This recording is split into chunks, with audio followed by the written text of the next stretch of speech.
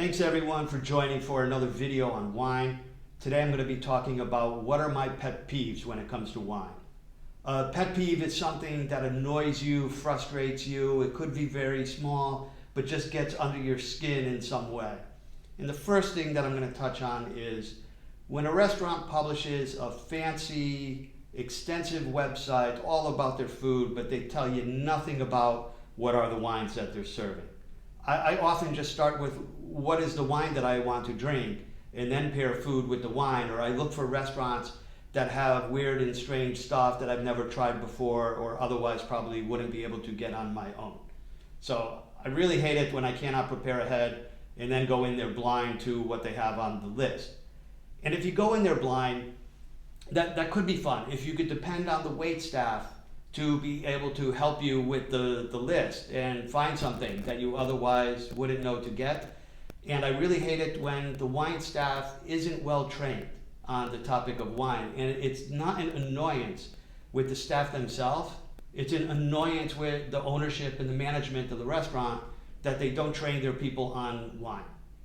I really like going to a place where it's clear that everyone who's waiting on you has had the opportunity to try all the wines and they could describe what they have from their own experience. One of the worst cases, we were in Cape Town at a really nice restaurant with a really good wine list, and the person waiting on us said that they don't drink wine. So this makes it very hard. It's like buying a car from someone who has never driven a car. I really like for the wait staff to have properly experienced the wine, and I think the management of these restaurants needs to drive that. Another thing that really annoys me about wine is these fancy gadgets to open up wine. So for me, there are two devices that I will use to get the wine out of the bottle. One is a very simple corkscrew. They call it wine key. In this case, pullings is the maker, waiter's friend is sometimes how they describe it. And it only needs a few features. It needs to have a corkscrew on it. It needs to have a knife to be able to cut the foil, and then the lever should have sort of this hinge in it so you could pull the cork out in two stages. This guy costs about 10 bucks. It easily fits in your pocket. You could bring it to the park with you to open wine. You could bring it to a friend's house if you're bringing a bottle of wine. For me, this is the go-to for 90% of the cases. The only other device that you need is this. This is often referred to as an asso, and it's used for an old cork. With an old cork, using a device like this, you'll often just shred the cork in half because it's not strong enough to be able to handle the tension of pulling it out. So this guy, it wedges in between the bottle and the cork, and it basically reduces the friction between the cork and the side of the bottle, so you could just sort of twist it out. Maybe in another video I will show exactly how it's done. This is all you need. If you told me I was locked away for the rest of my life with a stockpile of wine and I could only bring one device with me to get the cork out of the bottle, I would choose this, as long as I convince myself I'd be able to chew the foil off or some other way to actually be able to get this device in the cork. The next thing, my pet peeve list.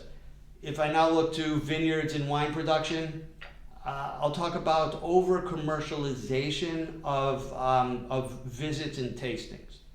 Now, I remember maybe 25 years ago was the last time that I was in California. We went to Sonoma and Napa, and Sonoma was nice because it's very low-key. You can get into a tasting there sometimes even for free or maybe 10 bucks. And then at that time in Napa, it was 20, 30 to go for a tasting. Now you can go to Napa and pay 60 for a basic tasting and 300 for some of the more rare bottles that they have. I understand a bit the business of wine. I understand that they need to stay in business.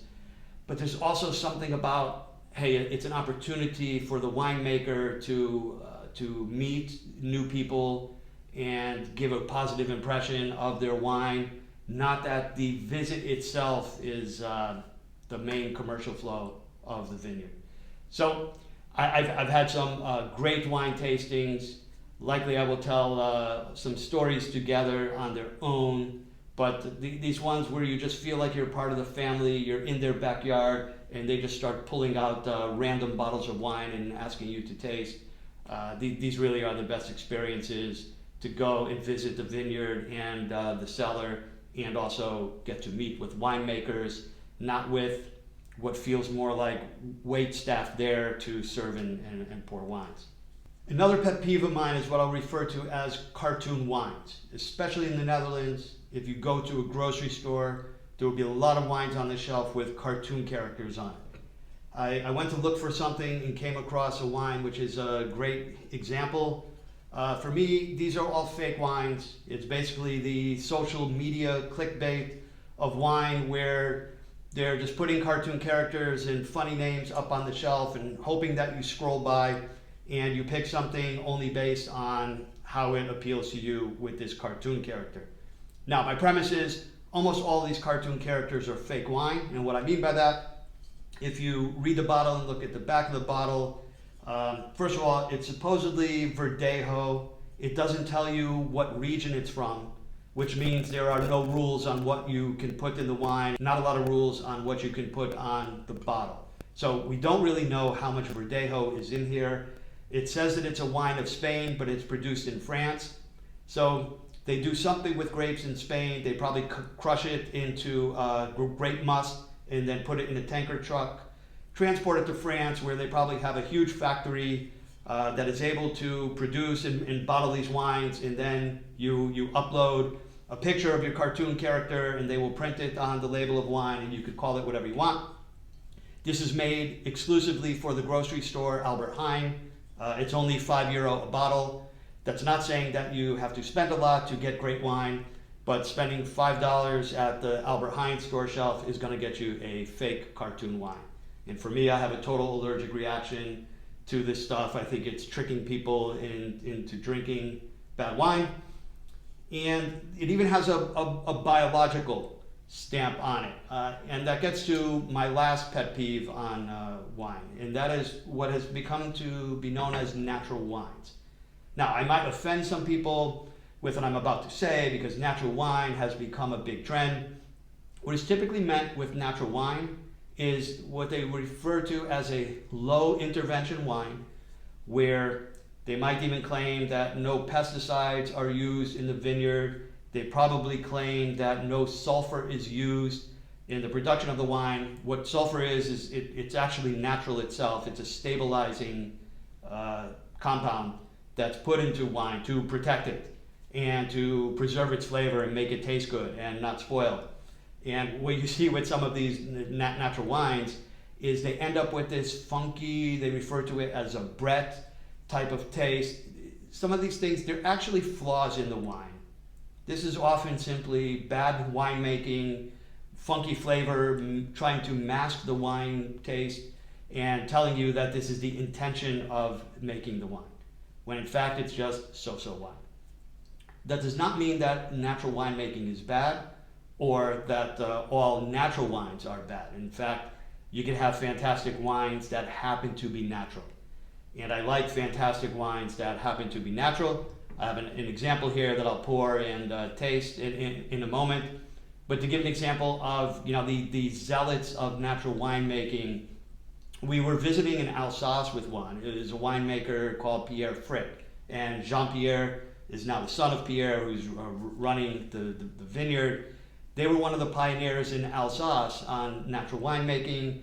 This guy believes that 5G cell towers are the government's pathway into our brain, and he has all kinds of propaganda in the wine shop to get you to go and protest and start tearing down 5G towers in your town. So it's also, I find the strong zealots of natural winemaking are kind of like the flat earthers of the wine world. But they're not all the same. And by the way, Jean-Pierre Frick makes great wine, which happens to be natural wine, and he's just a little bit crazy in the head, unfortunately. But there's another guy who makes Beaujolais. Beaujolais is a region, you could have a debate whether it's in Burgundy or to the north of Burgundy, but Marcel Lapierre is making fantastic Beaujolais. It comes from a area called Morgon. So there are various areas in Beaujolais. They each have their own style. One of the strongest, most powerful comes from Morgon. So we're going to have a taste of this wine. This is 2019. I've also had the 2018, which at least last time I tasted it, I thought the 2018 was a bit better than the 19. But let's go ahead and see how it's developing. About this wine, so what he says on the label is there's a low amount of sulfur in the wine. I trust a lot more someone who says they have a low amount of sulfur versus someone who says they have no sulfur. Because I believe you need a little bit of sulfur to help stabilize that wine, and you shouldn't be putting no sulfur in only to have no sulfur and sacrifice the quality of the wine. If we look a bit at the color of this wine, Beaujolais, it's a light wine. It's always going to be a little bit on the pale side. And I know for this wine, it also tends to be a little bit on the brick side. A little bit of orange tint inside that red. I really, really like the look of this wine. And I know it fairly well. On the nose, you get a little bit of, let's say, earth. I know some people hate descriptions of wine, maybe earth, horse, barnyard type of flavor. So it's got more than just fruit forward, but you do get that fruit. And what you get with Beaujolais is a bit of a candy taste comes through. This is because of a terminology called carbonic maceration, where they have it in a closed tank, and you're getting carbon dioxide back into the grapes, which tends to make this what they call banana candy. Let me go ahead and have a try.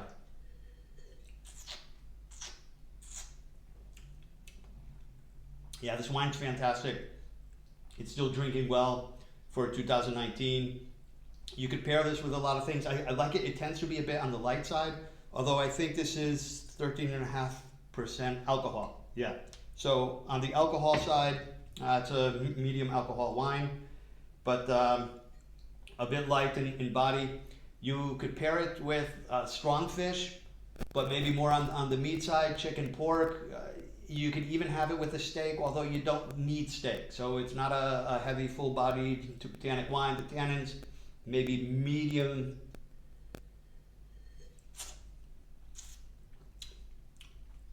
Yeah, it's not a very tannic wine. It's easy drinking. You could even have it just standing on its own.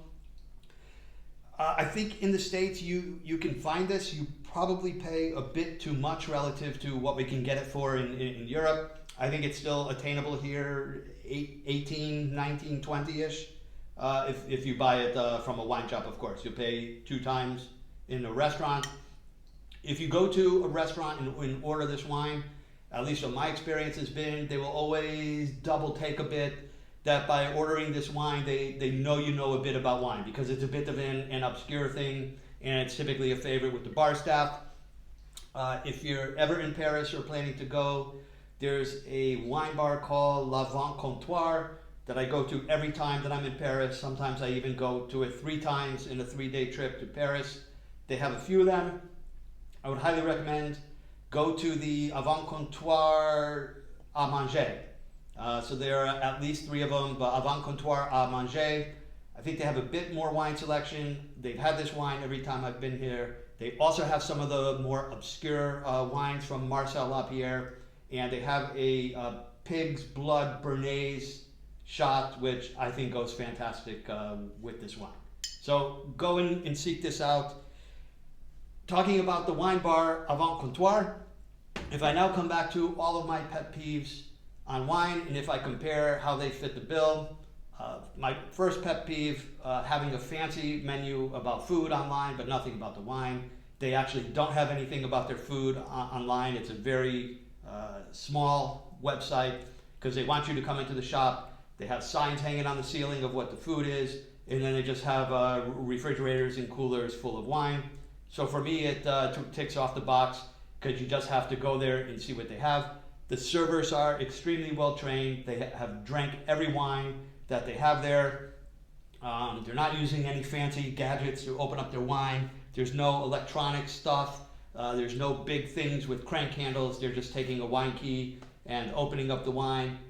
They're probably not serving a lot of wines with over-commercialization of vineyards. They're using small, obscure producers, a lot you don't even know about. I never saw any cartoon wines there, and although they serve natural wines, they don't serve cartoony natural wines that say natural wine all over it, nor do they claim that they're a natural wine bar. They're just there to serve you the best wine, and some of the wine, like this guy here, happens to be a natural wine. Thank you all for joining along. I apologize if I offended anyone who has big electric USB Bluetooth corkscrews at home. If that's what you like and it helps you get the cork out of the bottle, the most important thing is to get the cork out of the bottle. Thanks everyone. Hit subscribe if you would like to subscribe, and put some comments in the chat if there's something else you'd like to see me talk about. Thanks again. Bye.